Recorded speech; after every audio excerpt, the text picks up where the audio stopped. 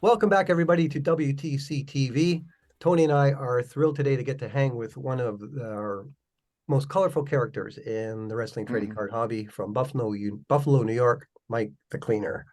Now, Mike, you have an extensive knowledge of wrestling, wrestling trading cards, but it goes beyond that. It's not just wrestling trading cards. You know all of it, and you're a collector not only of wrestling, but I see you talk about video games. I see you talk about figures. So you've obviously had a long history with this stuff and the knowledge commensurate with spending that much time in the hobby.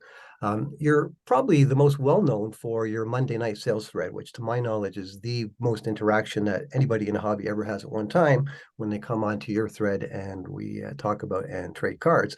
And lastly, you're known for some of your somewhat controversial takes, on Twitter and in social media. But before we get into the history of how you got involved with wrestling and all this stuff, I'd like to ask a question to make a clarification. Now, brother, you and I, we've brushed up against each other before, and I've had the opportunity to talk to you offline. We've had a couple of wonderful conversations, and I find that there's Michael Thompson, the family man with two beautiful adult kids, with a wife, successful business. You fall asleep on the couch and your cat falls on top of you for half an hour, which I know full well. Then I go online and I see Mike the Cleaner, who's a little more outspoken, a little more thuggish, a little yo. So for the purposes of today and to clarify, I'm going to ask you straight out: is Mike the Cleaner a character? Is he a character? Or is he, or he's an extension, or is he just an extension of Michael Thompson and somewhere in between? No. The internet is the internet, and you have fun on the internet. Otherwise, why would you do it? Right, because it is wrestling after all, and we're made up of heels and faces, right? Right. I mean, there's no, I'm me. Okay. Yes, I'm a family man. Okay. But I'm also the guy that you don't fuck with. Okay. Don't fuck with me. Okay. Because I'm not the person to be messed with. I'm also a big family man. I come from a very big Italian family. Okay. That's the way I was raised. So, my family is my world. That's my first and priority and passion. But I'm also, again, the way I speak and the way I move and the way I walk and the way I talk, that's me.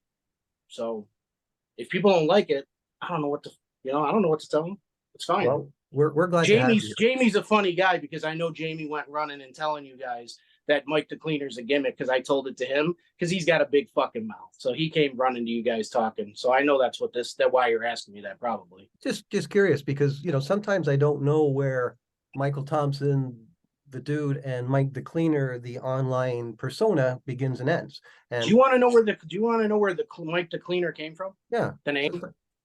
It's actually a cool story. Back when Kenny Omega had 30,000 followers, okay, I've been a Kenny Omega fan since he was a junior weight in New Japan. So what I did was I asked him, and he used to respond to his fans. And I said, this is when I first joined Twitter. I had no followers, nothing. I said, hey, Kenny, I'm thinking about making a name, Mike the Cleaner, Mike the Omega, blah, blah, blah, blah, blah. What should I do? He responded to me and said, Mike the Cleaner sounds awesome. That's a true story. Cool. So I remember hearing that story when I had you on last time. Yeah, it's a cool story, man. It's an awesome story. Honestly, man, if anybody wants to say they don't have a little bit of a gimmick to their thing online, it is what it is. I mean, even, I watch your guys' 3-count show all the time. Okay, that's the only one I really watch on your thing. I did watch the last one about the Panini one, but I do watch yours 2 show. And I mean, even then, I see, little digs being thrown here and there. And you know what? It's fine. I laugh it off. It's all in good fun. But there's people that take this shit seriously. And those are the people that really need to get a life. And who cares? It's social media. It's a joke. I see you guys in Cleveland, which I will this year. We're going to kick it. We're going to have, whatever. It is what it is. Because I'll be in Cleveland. That's 3 hours from my house. Believe me, I'll be there. Well, we're looking forward to it. Yeah. So let's now we sort of sort of clarified that, because I just wanted to kind of get a sense of who I was getting today. Am I getting the dude that I spoke to on the phone that one day, or am I getting the guy? You're getting me, man. I mean, Okay. I met up with Jamie before, okay, and I was like, I'm the easiest dude to get along with in the world. But if you cross me the wrong way, I'm also going to be the worst person for you to get along with in the world. We'll talk about it. We're going to talk about Panini down the way, so I'm sure we'll get into it then. But let's just quickly catch up on, like I said at the beginning. You have a killer knowledge of not only wrestling trading cards, but sort of Panini and the hobby as a whole. And why don't we talk about what got you into it? What started you off on cards and collecting and all of it? I mean, when I was probably 5, 6 years old, man, I used to, the first wrestling cards I ever had were 84 All-Stars. I wasn't around for the 84 tops, or 85 tops rather. I wasn't around for the All-Stars cards. I wasn't born yet. So that's just a childhood thing that I remember. That's nostalgia to me. I used to go to the youth center every day after school because my parents would work. Me and my friends would trade cards there. We'd trade on the bus. I've been collecting since I was like 5, 6 years old. And honestly, I took a little hiatus, between the age of probably 13 to 19. And when you guys want to say I'm all yo and this and that, during those ages, I was one of the worst kids you've ever known. Okay. When I tell you I put my parents through hell, it was terrible. I regret it to this day. You know what I mean? But also people can change. You know what I mean? And that's what I did, was change for the better for my children. You know what I mean? I've said it on social media before. I'm a recovering alcoholic of 15 years sober. You know what I mean? Congrats. So thank you. So that's not an easy accomplishment. But when you look at your family and you say, this is what I'm here for, this is what I was put on the planet for, is my kids and my wife, and to be successful, that's when things start to change. So you can take into what I'm saying right now as, is this a different guy than the guy online? Sometimes, maybe. But you know what? Again, in the same breath, that's also me too. So gimmick-wise, non-gimmick-wise, I'm still going to shoot it straight every time. That's just how I am.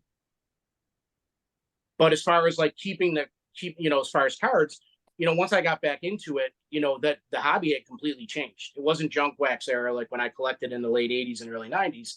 It was all numbered, just started being serial numbered stuff and stuff like that. And I found actually a card shop near me, which is my buddy now for life. He's been my buddy for a long time. His name's John. It's called The Card Shop. What a great name for a card shop, right? Called The Card Shop.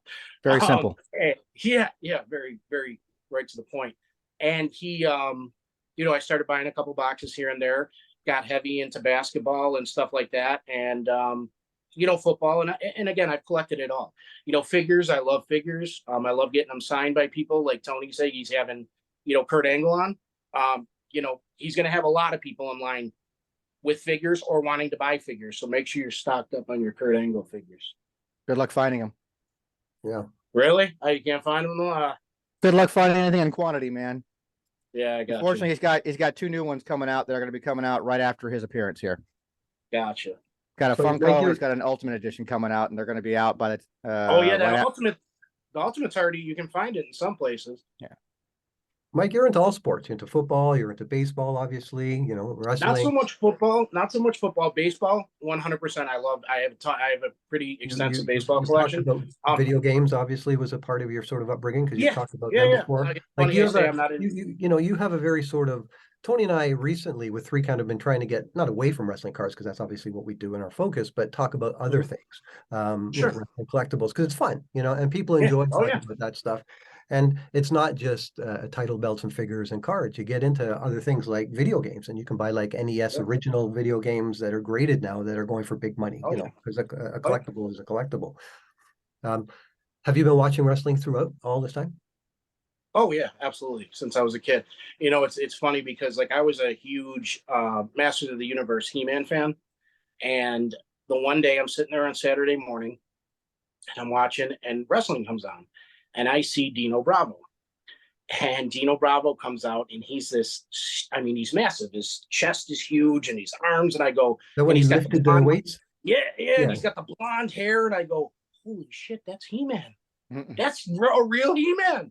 And like ever since that day, man, like I got goosebumps right now. Like they're just talking about it. Ever since that day, it just, I've been in love with it ever since. And, it's funny because, I have this thing that I say about, Panini and that, and then that's what I'm known for. The guy that hates Panini, right?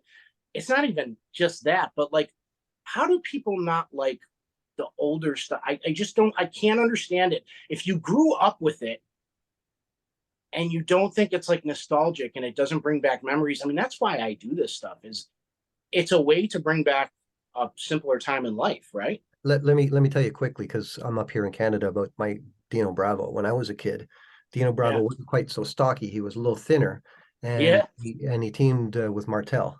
And you could imagine Okay. when you were younger, two good looking, Yeah. Rick women Martel and went Dino apeshit Bravo. crazy for them. And I remember as a kid, I would have been probably 13, 14 maybe at that time. Dino Sure. Bravo, along with Angelo Mosca and Dewey Robertson, who became the missing link, was the Canadian champion. But Dino had a rough ending. But yeah, I remember him. I remember Yeah. all these guys, and I know exactly what you're talking about, because when I think of Harley Race, I don't think of Harley Race, the king.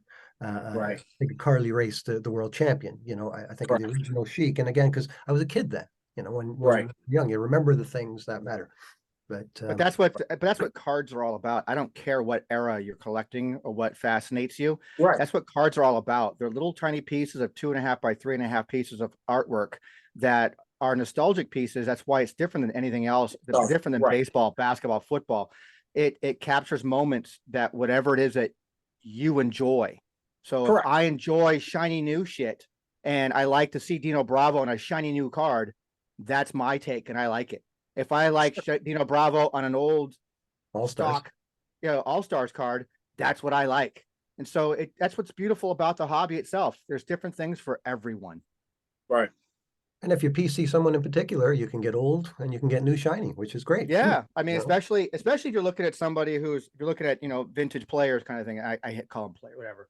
You're looking at the Bravos or the Hogans or the Flairs or, hell, any of those guys. I mean, Sergeant Slaughters and things like that. They've got stuff from old stuff from the junk wax era. You got stuff from the new stuff. You have a whole bunch of things to choose from. So different designs, different types of things, different strokes for different folks, and it's fun for all. Yeah, different preferences, and that's fine. That's just it's funny because like I don't even own not one All-Star card, but I'm directed at that I'm clumped in with an older collecting generation. The oldest card I have is an '85 Hogan. I have Panini cards, so there's certain ones that I do want. There's certain ones that I think will hold value. There's also some that I don't think will hold value, which is a lot of them. So I think that's the case for all of us guys that are a little older and at the sort of higher tiers of collecting within the wrestling card hobby, that, we might specialize in one thing, like might have a lot of vintage, but still have some modern. I think the top collectors all have our toes in everything. I certainly do. Of course, I cover it all, but there's some guys like, I know David Peck, for example, he's bought Panini boxes and he's broken them, and I know modern guys that have gone back and bought, a Fleer product just because they like it. But, well, so David, and me and David are pretty close now. Me and David and me and Joey are actually pretty close. But David doesn't buy those boxes. Panini just sends them. right. He wouldn't buy. That's just him. That's just his preference. But Joey's is a great example of somebody who has, I watched the show with him, all those All-Stars, and then still buys he's bought a ton of Panini stuff from me. He's also bought a bunch of Top stuff from me. But I mean, his collection ranges from everything. And that's kind of how I am. He now holds a record on indie cards. He's bought the most expensive indie card ever. Exactly. That's ever existed. He's a huge We'll be talking MJF more about that on our next show. So yeah, he covers it all. But that's my point, is that I think we're tied to wrestling more than we are Panini, more than old era, new era. We're wrestling fans. Like Tony just mentioned, it's a pictorial history. I have a massive wall, and if I'm working on real estate in the middle of the day and I want to break, I pull out a book and I just look at it and I remember things. You see certain cards and you remember eras. You remember I've been watching it throughout, so it's sort of tied to the past. And I think that's what I do every time I have when Nick's over here, sorting cards for me. I mean, I've got literally hundreds of thousands of singles of wrestling, all wrestling back here. Every white box back here, all around over here. It's just all filling. Man, you were here, Paul. And it's just you go through it, and all of a sudden you kind of just stop, and you're like, oh, I remember that match. Yeah. Oh, I remember Yeah. that run. That was great. I love going through the old magazines. I have stacks of the old magazines, the WWF magazines. I love going through them and looking at them. If you look at like some of the catalogs they had, you're like, oh my God, I had that shirt, or you know what I mean? Stuff like that. I picked up a collection from someone a few months back here out of Mesa who lived in New York originally. And so some of them have labels from New York and some have labels in Mesa, Arizona. And he sold me over 400 magazines. And I went through every single magazine before I put it out on the floor and took pictures of anything that had advertisements for trading cards. Oh, checkbooks. That was kind of cool. I got to take a picture of that too. And the catalogs, look at the catalogs going, oh, what I wouldn't do to buy like 20 of those right now, you know, and it's just, so it's all nostalgic stuff. It really is. I mean, I don't get that same feeling when I'm talking about any other, you know, collectible or hobby in baseball, basketball, football. I don't care. It's different with wrestling. It just really is. It reminds me of music. I like music takes me back. And everything. Yeah. I'll hear a tune and I'll remember, 1980 AC/DC Thunderstruck, or whatever it was. And that brings it together. Wrestling cards do the same thing. Mike, let's talk about Monday nights. I know every Monday night at around 7 o'clock, I better be close to my phone because I'm gonna have to do a repost, because here comes Mike the Cleaner with his Monday night sales. I always forget about it. You know what it reminds me is I forget about it, and because he tags me in it, and all of a sudden I go, why do I have like 20 plus messages? A bunch of your phone just starts going nuts. Yeah. So Mike, tell us about that. I mean, it obviously started smaller and it started to grow, and then all of a sudden it became the place. And I started recommending, if you want, obviously people go on Whatnot, obviously people go online to eBay, but if you want Twitter, which is where most of us hang out, the one place to go is Monday nights, and Monday nights is a perfect night because a lot of people are watching Raw anyways. Right before the 7 p.m. And Mike, what you do is you sit on your phone or your computer for that entire time, moderating it, making sure that no one's fucking around, making sure that everyone's following the rules, making sure that prices are posted correctly, so that it's just run civilly. And dude, it's grown. Congratulations. And it's got an impact now. Like, we all have our things, we do our show, or we organize a panel. Ty does his one-on-one collection. Mike the Cleaner is the Twitter guy for selling cards on a Monday night. So talk a little bit about that. What made you do it the first time? So that actually started with me and Armand were talking one day, and I said, you know what? I said, you see all these sale threads. I said, there's none for wrestling. I said, it might not be a bad idea for somebody to make, I said, maybe I should do that. And I said, if I did that, would you, this was before I kind of like had talked, significantly with you guys. I was like, would you help me out with that? And he's like, oh yeah, absolutely. He's like, I'll retweet it and, we'll tag some people and yada, yada, yada. And I said, yeah, because, probably, like to, have a place for just wrestling, you know what I mean? And like you said, it did start out slow, and yeah, it has grown. I mean, people are starting to realize, okay, Monday nights, he has this thread going, and, you see a lot of repeat people. You'll see, some Mondays you'll see a lot more deals than other Mondays, but all around it's just good fun. You know what I mean? It's good for the hobby. You know what I mean? Spread some, cards around. We have guys in there. Mike's Retro trading cards. Can't say enough good things about him. He's an awesome guy. He's always in there giving away free cards to people and stuff like that. So, yeah, I mean, it's just fun. It's all in good fun, and it has gotten quite a bit bigger. I found some deals in there. The thing about me, though, is like when there's a good deal in there posted, like I'll just put, like I'll retweet it and I'll put, wow, what a great deal. I don't want to be the guy that buys the card, because I don't want people to think, oh, he just started this thread so he can snipe every single good deal that comes in immediately when he sees it. I see, because I've seen there too, and it makes me want to go and buy them, but I don't want to go out of my lane. I'm a Loomis guy, so I just stick with Loomis. I'll tell you what I like. I like the fact, because I'm tied to pricing, and that's my sort of thing, keeping an eye. I like when someone puts something that's blatantly wrong, and you're on there right away saying, dude, this ain't worth this. This is, this is 10 times more than it's worth. Or the other way, someone throws something out there like, and you have sort of a across the board knowledge, kind of like we do, of everything, so that no matter what gets posted, you're able to intelligently sort of guide it along, or keep your mouth shut if it's all good. But you know what I'm saying? Unlike other threads, or where, or other Facebook groups where a moderator just opens it up and then goes away, you're there. It's a very positive thing for the hobby, and congratulations on that. It's been quite an accomplishment. Not just that it's grown, but you've kept it going for so long. when they gave away Yeah. like the free card stuff, it was kind of inspirational a little bit. I think I jumped in once where I offered, I had like 8 or 9 cards listed up there, and I gave them all away. I mean, I thought it was kind of cool that, hey, just send me, you want it, and I'll just put in an envelope for you. You can have it. So I gave away some Yeah, stuff, you know what?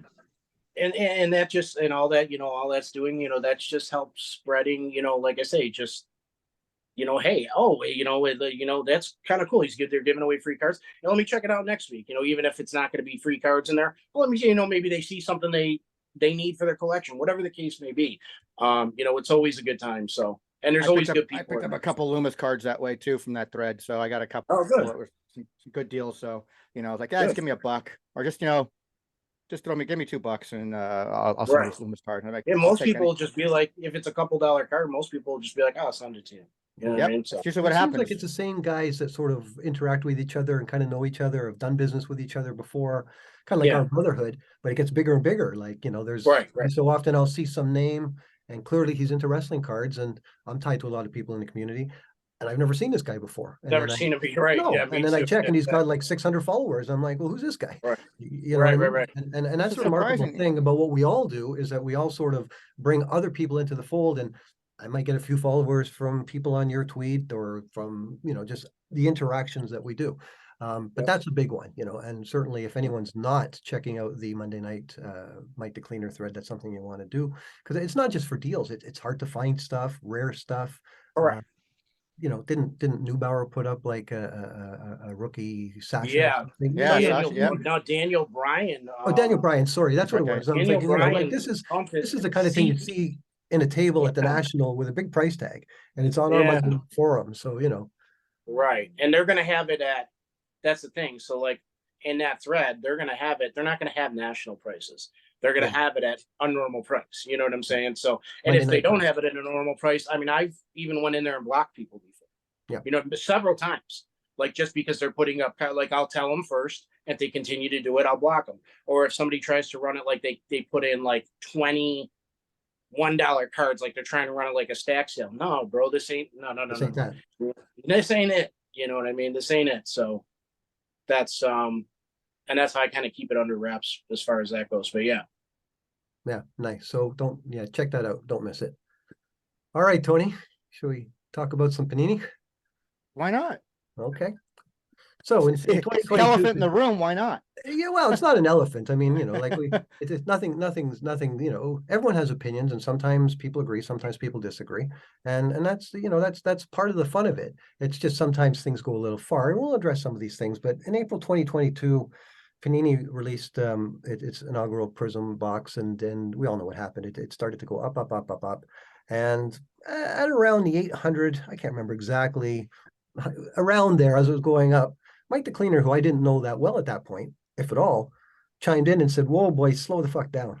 This is not something that you want to be jumping on at this price. Wait." Meanwhile, there are other people, like Elman, that said, "Oh, it's going to keep going higher and higher." And at that moment specifically, a spark was lit. And that spark has caused what we refer to today as tribalism, a lot of the trouble and a lot of the upset that has come from people that, like you say, if they had an opportunity to have a joint or a beer together, would probably get along famously. But let's talk about that, because all we're talking about is a difference of opinion on pricing. And Mike, I'll readily admit, when Adam Gelman came on the scene originally during that Prizm time, and he was ascending his position within the wrestling trading card hobby, he kind of rubbed me the wrong way, because one, he was talking about old school guys of sort of being out of the loop, needing to be educated about new product. And I'm like, wait a minute, who are you talking to, pal? And then secondly, there was a lot of spurious pricing claims, and my thing is pricing. So trying to get that right so that we can comment on it correctly, whether I was hearing 50 grand for a gold, it's like, no, and Tony and I were shaking our heads, Peck and I were shaking our heads. But meanwhile, there was this other contingency of people that were saying, "Oh no, you guys are wrong. This is what it's going to be." Now, fast forward to a gold rock selling for 125, whether you believe it or not, we use that as a guide now, Mike. So that we're going to talk about that. But the reality is that all it is just people that disagree on one set in the whole totality of the wrestling universe. There's this one release from Panini at the time that sparked such dissension, so that's what I want to get at today, because, I think by and large, I disagree with you, Mike, on most of your Panini, thoughts. But some things you might say I'm never wrong, and that's when I say, well, now you're being Mike the Cleaner joking, because obviously we all make mistakes, we all have opinions, and no one's right all the time.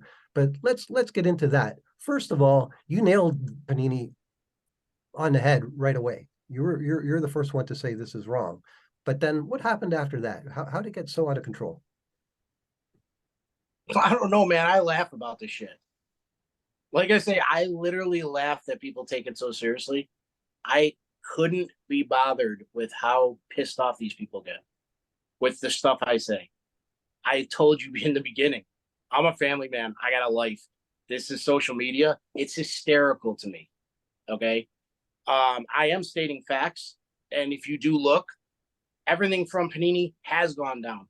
Everything. All these people that are paying these prices for the one-on-ones. No, Immaculate is going up as we speak. Hold on, let me finish. Right. All these people that are paying for these black one-on-ones, they will never see that price again. Never see that price again. No way. There's no way. Entirely plausible, but that's not everything Panini. So when you make a blanket statement, you say everything's going down. And I get your point. We always talk about the hot stuff, the big numbers. And then you correctly say, well, you know what? Look at this real cheap. That should be getting more. The bigger stuff is the stuff that's always going to hold the value, though. Of course. But for example, on the base cards, for example, I'm real close to getting to the end. I'm having to pay more for each subsequent one that I have to get. But to your point, I can go out and buy a Bobby Lashley for $2 now. But that's always going to be the case, and that's beyond Panini. That's going to be the case with other tops, correct? You know what I mean? So there's always going to be examples. Like for every example you say, look, here's something that's not that you're anti-Panini, but here against the argument for it holding its value. I can grab something and say, well, look at this, explain this one. So I don't know that it's as clear cut as all that we can make these statements that say definitively, Panini was good, was bad, it's going to go up, it's going to go down. I think you're right. We can get into subsects of it and say, okay, the black prisms, I don't think the rock goes for $1.25 again. Honestly, I don't think it is. I don't think it does either. I don't think those gold rocks are going to be as valuable. And you can carry on, Mike, you could keep going on about. But I'd like to be wrong about it. I can tell you that. I like to be wrong about it and say, holy shit, they do carry some more values like that. All it does is help the hobby. You guys know. But here's the thing. Here's the thing. Okay? You guys know the Rhea Ripley's with the really nice relics, the beautiful ones that are cut out. Yeah. There was one this week, and it was a really nice one of her face. And I'm like, fuck, you're never going to see something like this before, So I went to 250 on it, and I thought I actually had a chance, thinking, maybe Mike's right. Things are going down a little bit. Now's the time. Thing went for like 475, and that's for the one with the four faces. With her face in the big. No, it's a relic card. It was a jumbo. Oh, a relic. Oh, a relic. Yeah, a relic. It was, and if you recall, those were beautiful cards, right? So again, talking about the good and bad of Panini, there was a lot of good. And as a master, I never said there wasn't good. I don't know if you guys watched our Panini recap that we did. One of us did. Okay, so I didn't say everything they did was bad. Okay, I never said that. I said the majority of it. The majority of the stuff isn't going to be worth the paper it's printed on because they printed so much. And I stand by that. But yes, you say not worth it. Do you think it's going to lose like 90% of its value, Mike? Cards numbered to... All right. Alexa Bliss, okay? She has an autograph, let's just say, in Prizm, okay? Let's go down the list of how many Prizm autographs she might have. First of all, the base card, you have no idea how many of those are printed. No clue. There could be 5,000 of those. Kind of do now, though. We kind of do with the new legal the lawsuit going on back and forth to release the actual print. And what did they say? Stuff. And what did they say? It's not quite as much as we thought. It's a shit ton, but it's not as much as we thought it was going to be. No doubt. I don't have the numbers in front of me, but they listed out all the releases, and in every variation of what they released has been released as well, as far as like how many cases, and then all it takes is some simple math from there. Okay, how many cases equal how many boxes, packs, cards. And you'll get the numbers, but I saw Huey doing that shit with the Galactics and shit. I'm not talking about that stuff. That stuff's gonna hold its value. Again, I said that the low numbered stuff is gonna hold its value. A color wheel down the line is probably the best buy you can get right now. You can get a color wheel. I saw a Charlotte Flair color wheel, CSG 10 sell for $170 the other night. Those are 1 in 5 cases. 1 in 5 cases. 12 How can that boxes. not go up? How can that not go up in the future? Correct. That's what I'm saying. That's a great buy right now. I'm not saying all of it. What I was trying to say with that Prizm, as far as like when I say this, the lower that stuff like that. So she has, let's just say, and I'm just quoting this, right?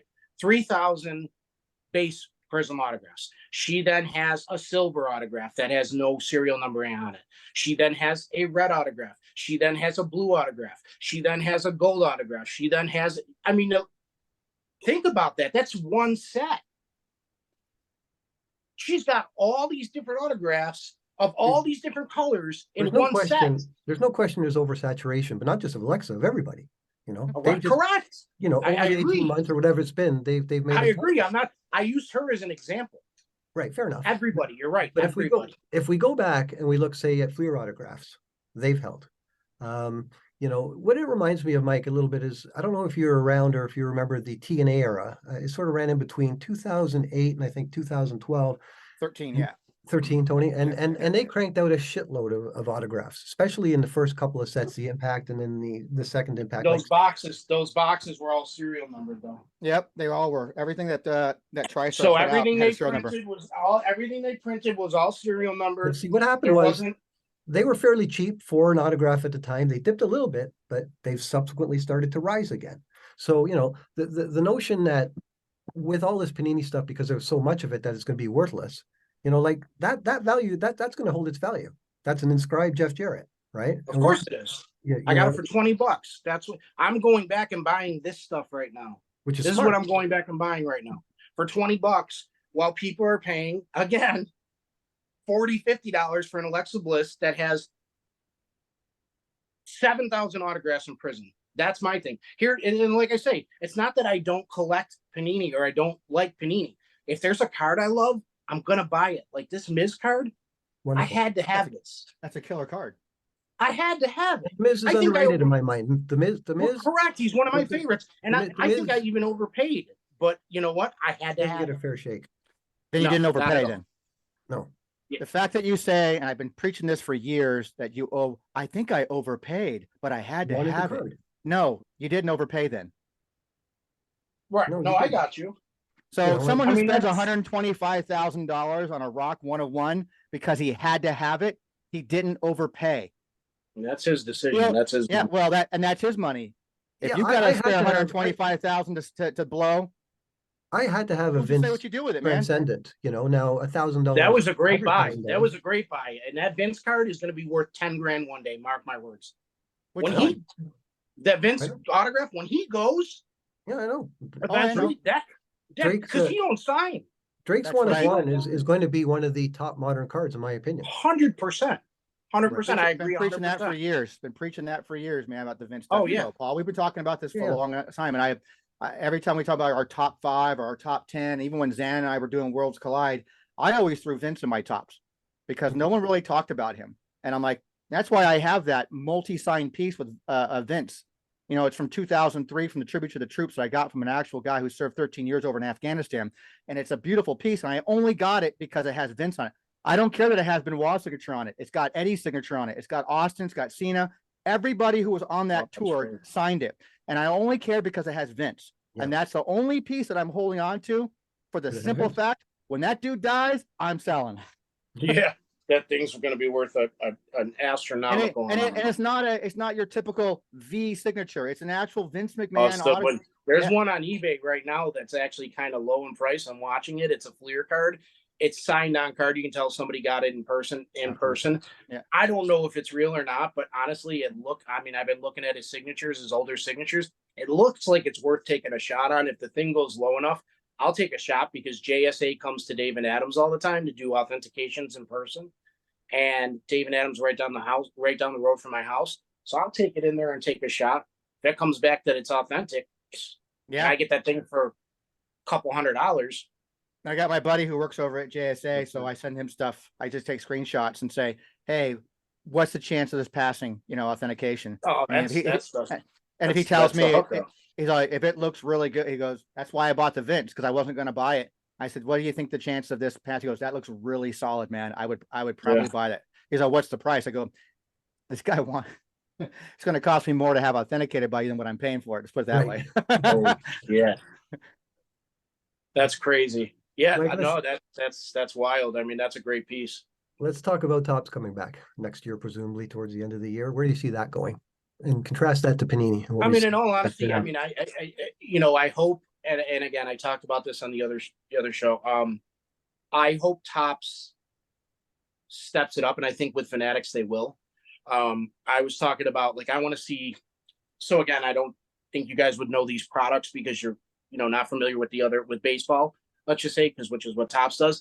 But they have sets like Topps Triple Threads, Topps Tribute, Familiar with all those. Tier, okay, and Tier 1 and all that stuff. Like, I'd love to see them do stuff like that. And honestly, I think with Fanatics behind them, that is the kind of stuff they're going to do. And that's because they see that the market can hold strong enough to where people will pay the prices, I think.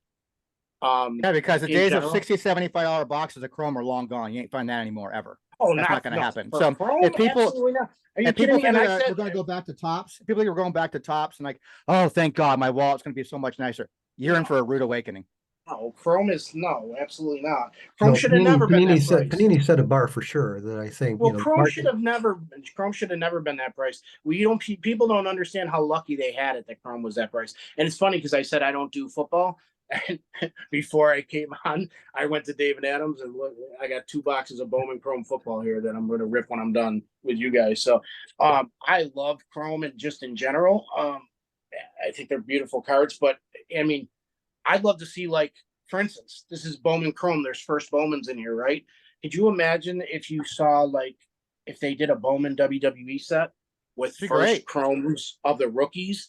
That would sell like hotcakes. That would be incredible. One thing I do like that Panini did was put rookie cards in there of guys that were actually, they kind of like focused on, are they really a rookie? You know what I mean? Versus Topps just slapping a rookie logo on a 2016 AJ Styles card when he's had TNA cards for years before that. That I did not like about Topps. I did like that about Panini. And I mean, I guess we'll just see where it goes, man. I'm excited for it. I'm not going to lie. Because I just feel like, and I've said this before, I feel like Topps cards hold their value better. I feel like Panini flooded the market with autographs, and I'll stick to that. And I'll stick to that. Well, time will tell. We'll see. And there's going to be examples. We're going to see stuff selling cheap that should be more. And then you're always going to see examples of stuff selling cheap and stuff selling high. You got to understand the market as a whole right now. Whether it's baseball, whether it's football, whether it's wrestling, whether it's hockey, whether it's NBA, I follow it all. Okay, the market as a whole is down. It's just down right now. Like, now's a buying time. Like, if you're a collector, now is the time to buy. I saw a tweet the other day. Dude put a graph up, and it was a Michael Jordan graph, and it showed a peak to it, and it showed it down here. This is where they're at right now, right? He goes, now's the time to sell. I said, what the fuck are we looking at? Now's the time to sell when it's going down? No, that's the opposite. Now's the time to buy. Like Jamie, I could bring up Jamie again. Jamie's buying all these Jordan cards right now. He's going to reap the benefits of that. I could see if it was somebody who was like an athlete that was like on the downward spiral. You're talking the best of all time. Yeah. The prices are going to fluctuate. That's how it is. Now, Mike, you said, what do you think about wrestling outside of everything else? Because I'm not so sure that our market is down. I was going to say, we don't have say something like that. Other than the wrestling's stuff a little bit different. The rest of the sports world, I totally agree. It's a down market. And sure, overall, and it is a down market. It is 100% a buyer's market right now. Correct. Wrestling is a little bit different. It seems to be. Wrestling is because you have always has been. It's just a different market in general. Correct. You have guys that are, severe, huge collectors of certain wrestlers, and they're willing to pay these higher amounts for cards that, in my opinion, they shouldn't be paying. You're going to say it's their money, they can do what they want, and you're correct. Yeah. I don't think they should be paying them. But they're willing to pay these ridiculous amounts for these golds and stuff like that. That, again, that's a fluke thing. Those are golds, those are blacks. Everything else is going down. The regular autographs number to 199 and number to 49 and stuff like they're all going down. It's right there on eBay and black, you know, and you can take pictures of. I could take pictures of probably 25 Undertaker autographs that are under $150 that are numbered to 49 or less. Undertaker, you couldn't touch Undertaker cards for $300 or less. When Topps had the license, you couldn't. I don't care what anybody says. And I've been in the market long enough to know that. So, but the flip side of that is if you're a base set collector, I used to buy base sets for 30, 40 bucks. You know, I'm closing in on Immaculate. That's probably going to cost me closer to $3,000 than $2,000. We've had to spend some big money, and that's yeah, because every card's numbered to what, 79, is it? 65 on Immaculate. 65. Like 65. take Select, for example. Last year there was 400 with the four tiers with mezzanines and ring sides. Same thing this year. And then you've got, you know, 100 and then 150 revolutions times 2. I think one of the things that the Panini era brought us, and I don't know if you would disagree with this, Mike, or not, is just these massive base sets give us such a breadth of talent. I've never seen such full sets before. I watch wrestling and I open Revolution and I don't know who half these names are. They must be on that European show, you know, because they're not on NXT. And who's this person? Who's that person? Oh, I think I saw him at Greektown 2 weeks ago when he's on a Panini card. You know, He's at the local indie show.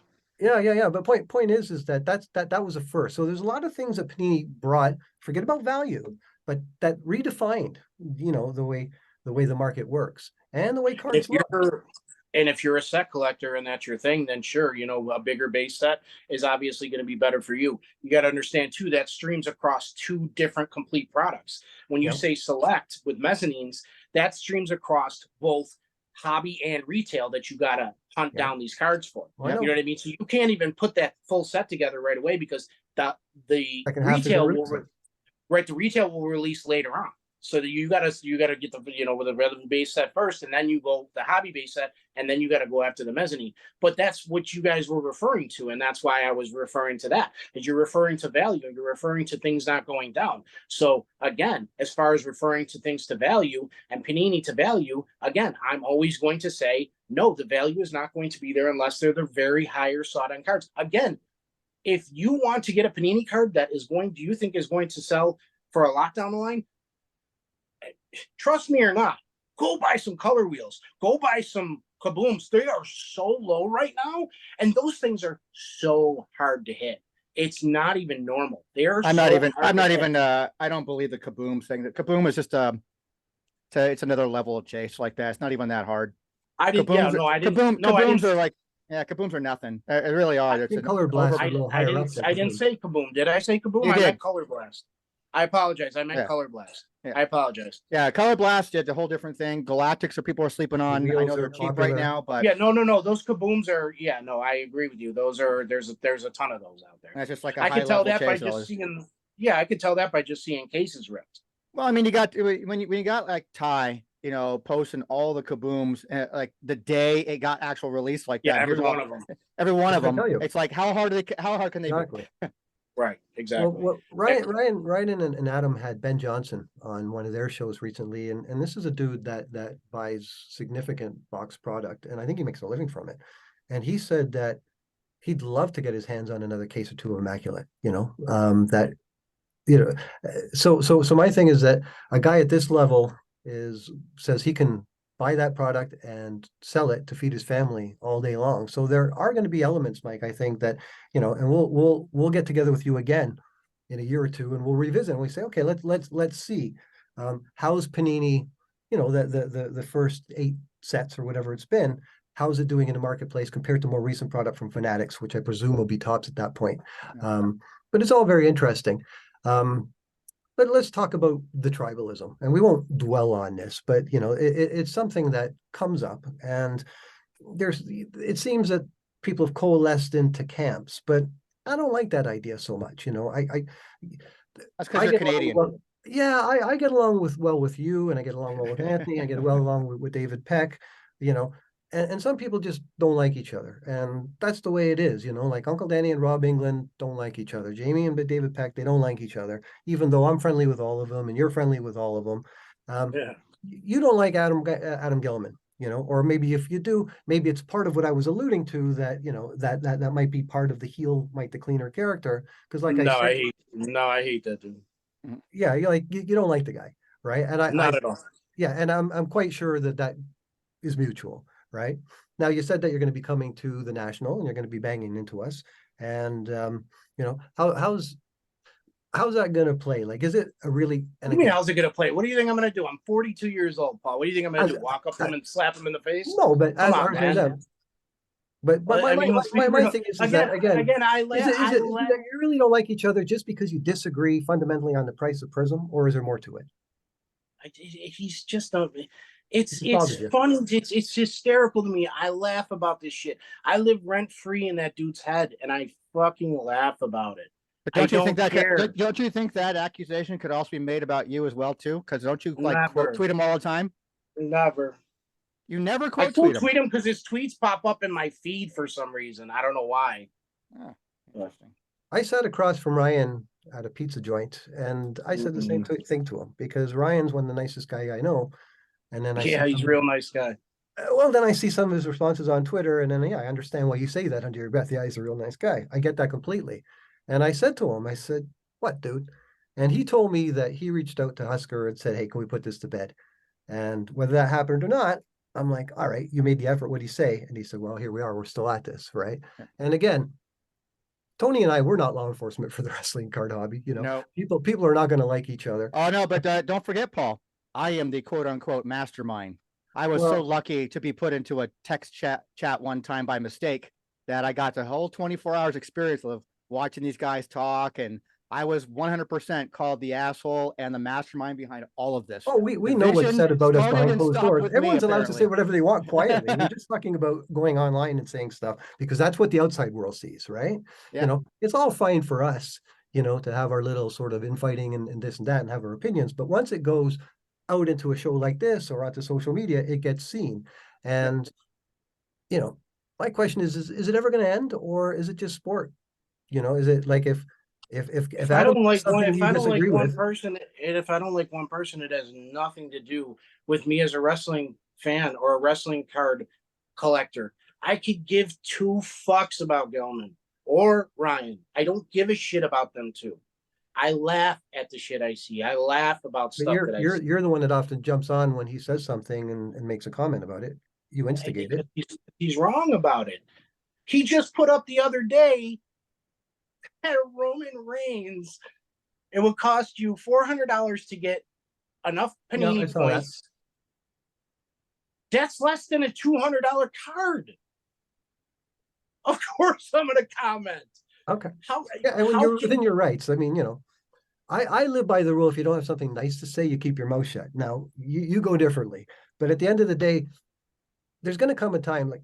I got to hang out with these guys this year, and I worked together with Adam Gelman and Ryan, and we accomplished some good things, And I know you were upset with the way the panel went, and Ryan said some things, and dude was right, and he spoke his mind. And Upper Deck was in the front row at the time.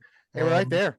And then you said, and I took it personally. You said, "What kind of panel is this? That that this is the way they would behave for the hobby." And I'm like, dude, that I spent a lot of time and energy putting this whole fucking thing together. It was a huge success. That's all I can tell you right now. To the fact that you're not the one. You're not the one that made the comments, though, Paul. No, fair enough. Fair enough. But you said I would never sit on a panel. I don't know why you think it's directed at you. Well, it's directed towards the panel. You said that this panel, and at the end of the day, those guys. No, it was directed at the guy who said it. Right, but he was right.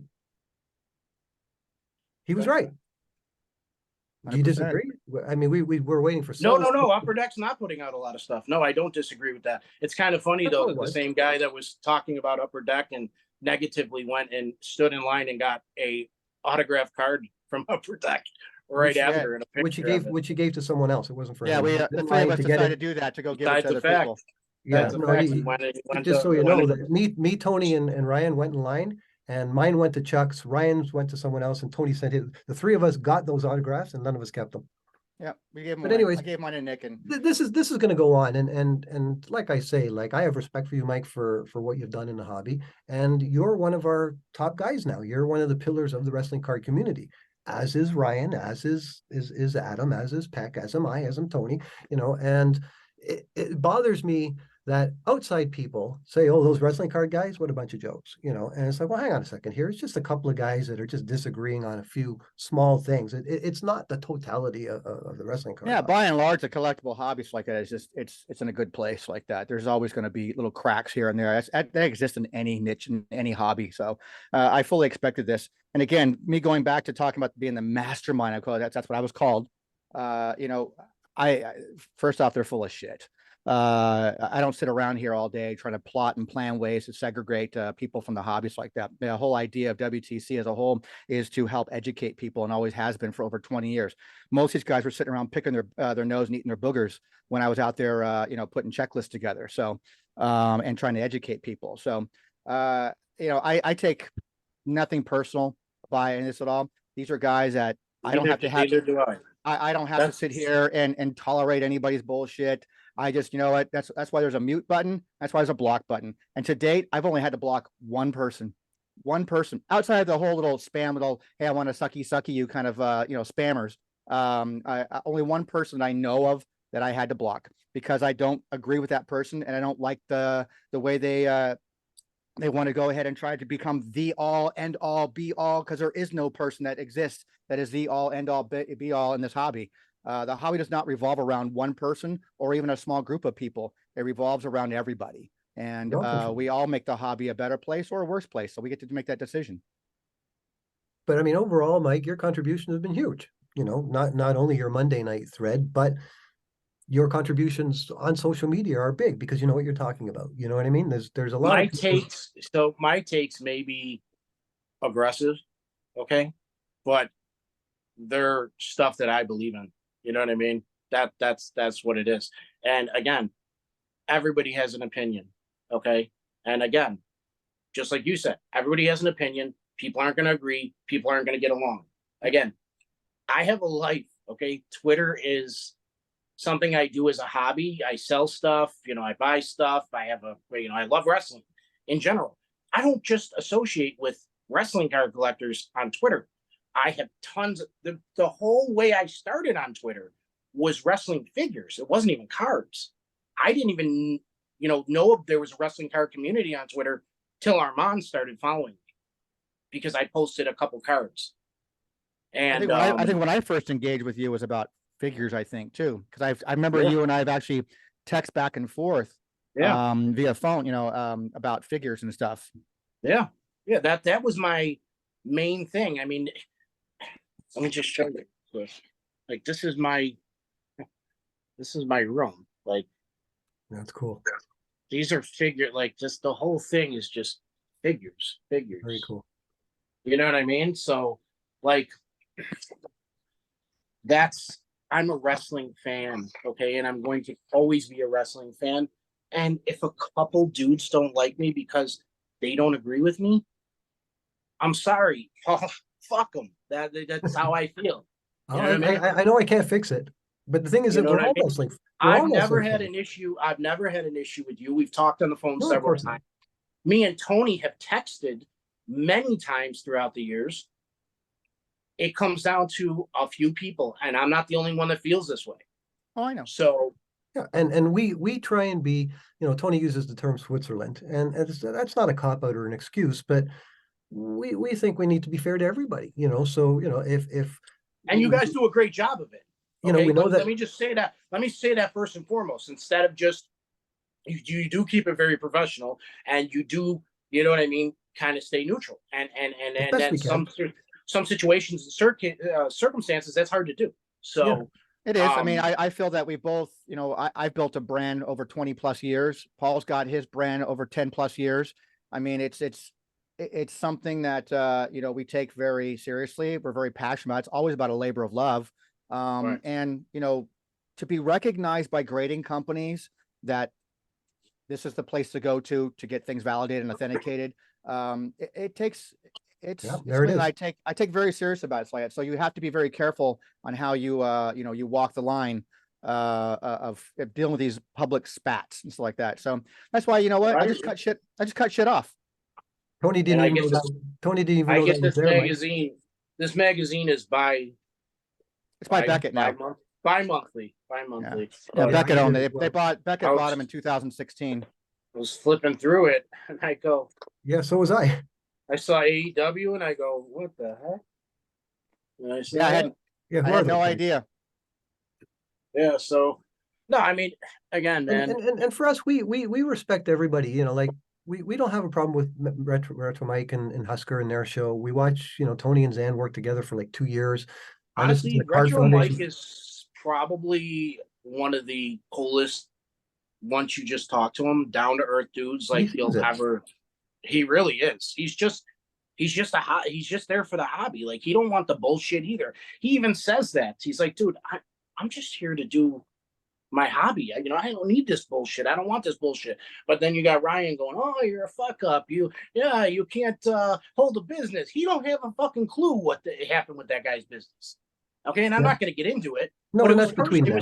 That's it was between them. family. It was family stuff. He don't have a fucking clue. But he's an ignorant prick for saying stuff like that. So it is what it is. He don't like me. I don't like him. Gelman don't like me. I don't like him. Has there been too much bad blood spilled to this point, Mike? You know, like you could.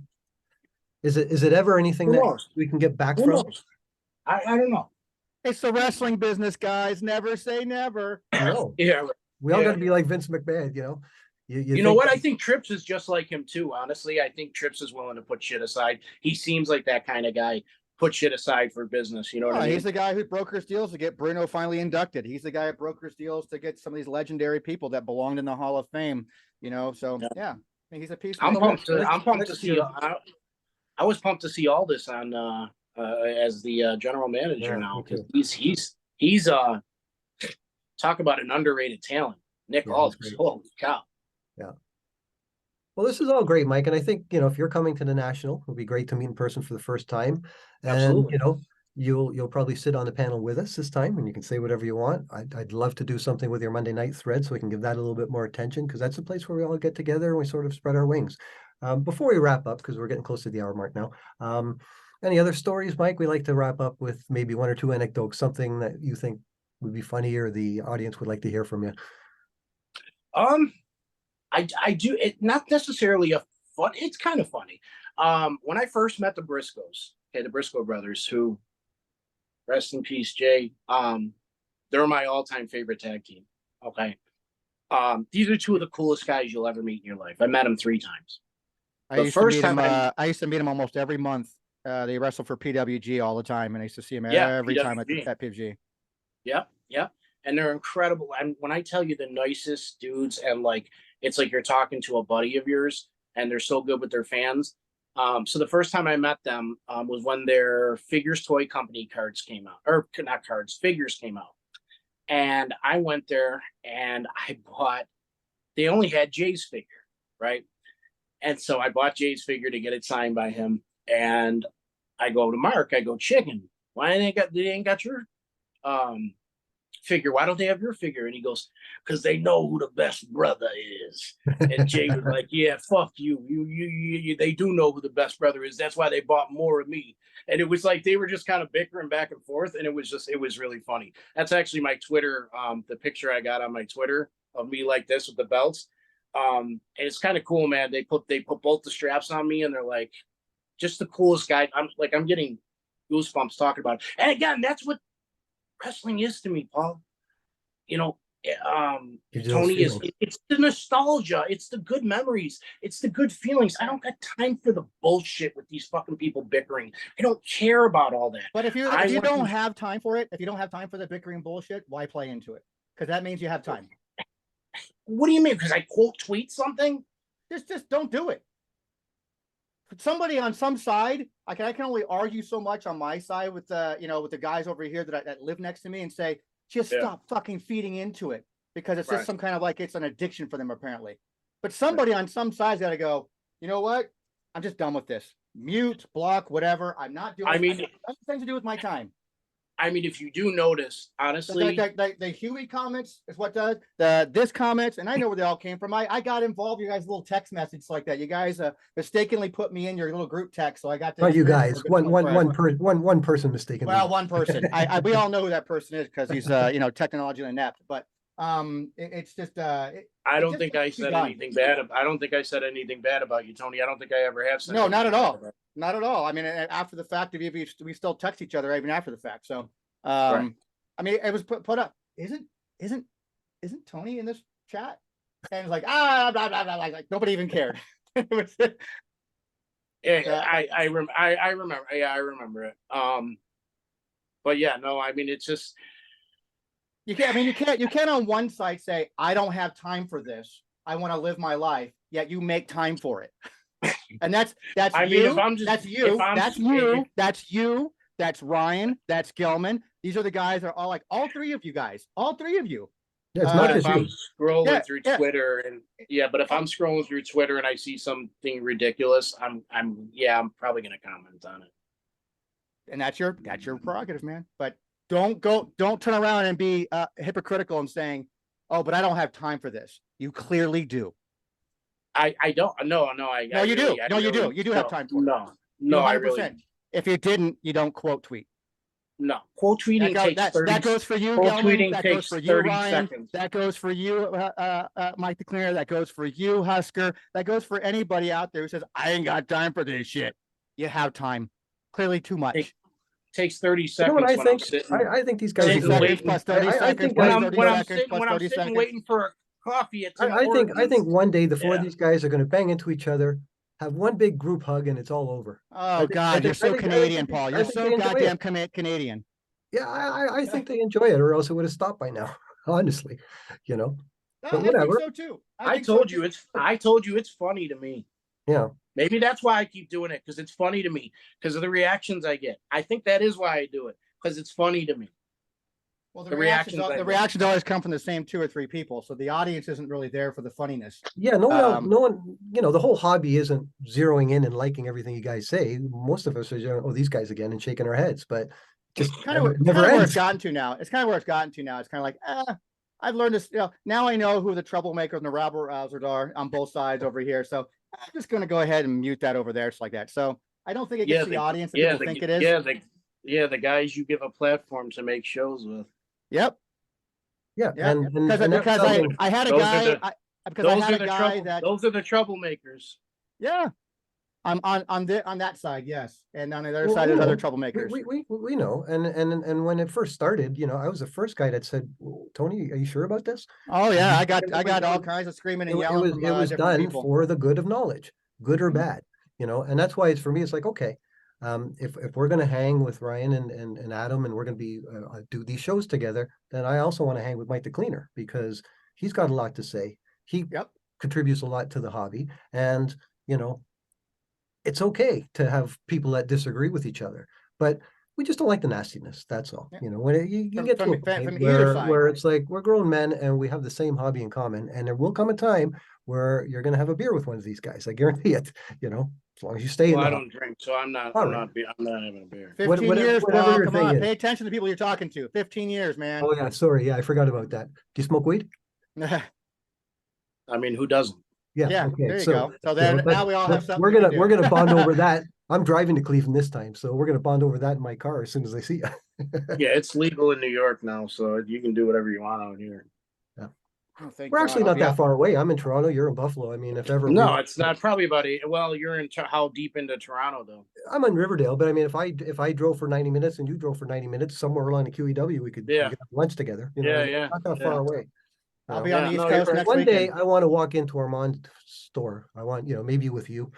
I just want to walk in and just surprise him, just right full on in his face and go, "Ha! Here I am." Yeah. Come. Hopefully he doesn't watch. You and Nick are the only guys. I'll come to one of the indie shows, and I'll say, "Yo, I'll see you when you get to," because I know what he looks like now.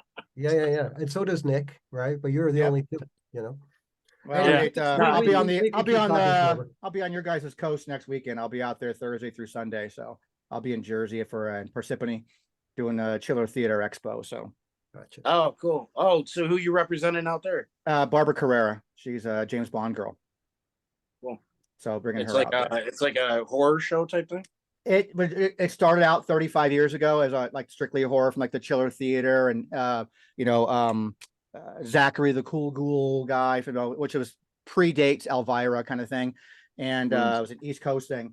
But it's kind of grown beyond that. So it's horror, Yeah. sci-fi, music. Well, yeah, So she's Yeah, there. It's beyond sci. yeah, horror, I brought musicians there before in the past, you know, it's like that. So I brought lots of people there over the years. So, and I had stopped doing it because I help run a show in Anchorage, Alaska every year. It coincides the same weekends as the Chiller Show, and Alaska was on my bucket list of things to go to. One or two states I hadn't been to yet, and so now I actually help run that show. And now the weekends are separate. So now I'm like, hey, I'm going back to Chiller for the first time in like 6 years now, after doing it for like 17 straight years.